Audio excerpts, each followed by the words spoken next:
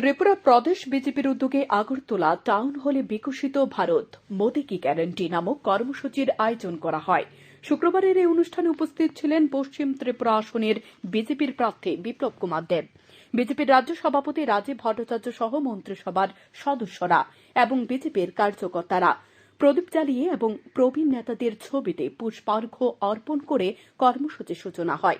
বক্তব্য রাখতে গিয়ে প্রদেশ সভাপতি রাজীব ভট্টাচার্য বলেন, 2018 সালে প্রথমবার রাজ্যে বিজেপি সরকার ক্ষমতায় প্রতিষ্ঠিত হওয়ার পর 2023 সালে আবার বিজেপি সরকার দ্বিতীয়বারের মতো ক্ষমতার প্রতিষ্ঠিত হয়েছেন।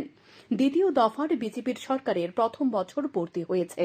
কার্যকর্তাদের অক্লান্ত পরিশ্রমের ফলে দ্বিতীয়বার সরকার প্রতিষ্ঠিত হয়েছে।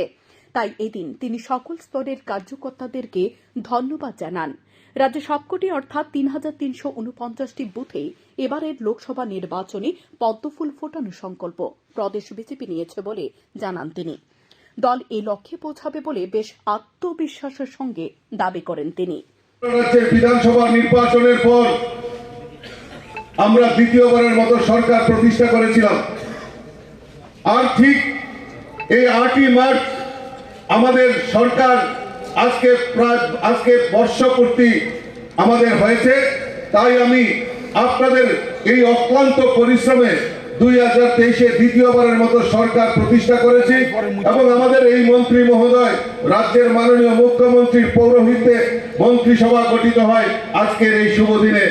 আমাদের যে মূল উদ্দেশ্য যে আবারও আমরা দেশের প্রধানমন্ত্রী হিসাবে নরেন্দ্র মোদীজিকে দেখতে চাই তৃতীয়বারের মতো, সেই সংকল্প নিয়ে ভারতীয় জনতা পার্টি কাজ করছে। Bureau report, news daily Bharat.